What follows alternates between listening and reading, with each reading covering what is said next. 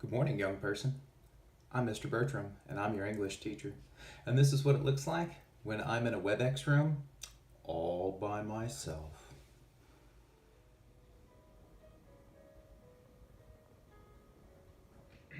Morning, everybody. Mr. Bertram here. It is gray outside today, and it is not a great time in general for a lot of folks. I personally doing great, thanks. But I have to be constantly aware that other people are not in that situation. Other people do not have the securities that I feel that I have. Other people do not have the support network that I feel that I have. Other people do not have the things that they truly need to get through these challenging times. And there's also people who just aren't taking these times all that seriously.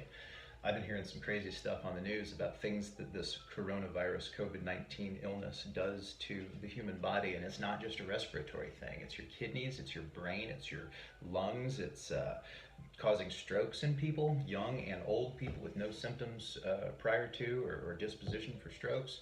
And they're getting very sick. So I'm holed up at the house, and I am pretty much every day. Yesterday I had to go to the grocery store. It was the first time that I had been to the grocery store in the month of April, I guess. So we're looking at almost 2 months now. And I saw a whole bunch of people not being safe while I was working very hard to be very safe. I have a grandmother who's 82. I have parents who are around the neighborhood of 60. It really breaks my heart to think of how many people are being so selfish right now. But I also don't know everybody's situation or circumstance. Some people might be having to go to work because if they don't go to work, they're going to lose their house. How do you make that choice? If they don't go to work, their children might not eat. How do you make that choice? Obviously, everybody's going to have to do what they can do and what's best for themselves. But what we all should be doing is practicing safe social distancing, checking in on people, not just for their sake, but for yours too. You need human contact and interaction, even if it's not physical. You can go and speak with a person through all kinds of electronic medium, or maybe even just through a car window. I know that that's a popular thing right now. But if you're driving out, just drive out and drive back home. Your car can take you all kinds of cool places. Books can also take you all kinds of cool places, but that's a very English teacher thing to say. I'm just hanging out here at the house, and it's very gray outside. I just did not feel like getting up and playing Mr. Bertram today. But you know what?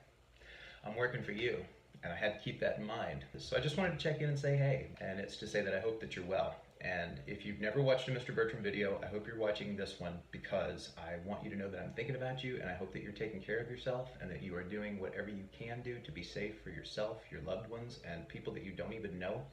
You don't know how important your impact could be right now.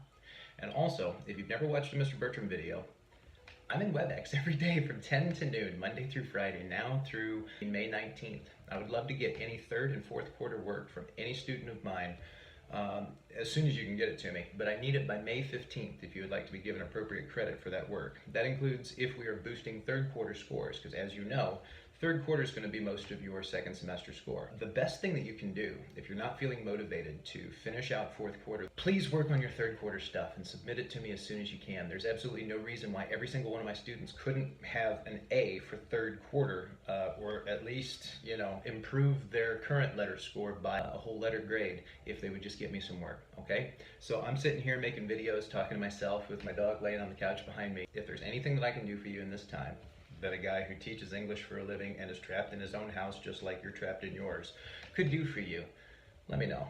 Okay? tbertram at fz.k12.mo.us. Don't forget, I drop new Spotify playlists every Monday morning to help with your studification or just to do the things that you have to do in your life. I think they're pretty awesome playlists, but that's up to you. You can also watch the rest of my online learning videos. Most of them are just pep talks and reminders to turn your work in, but every now and then I have a real gem of wisdom or I drop a great lesson in there. So go check those out if that's something that you think you might need to catch up on for your class.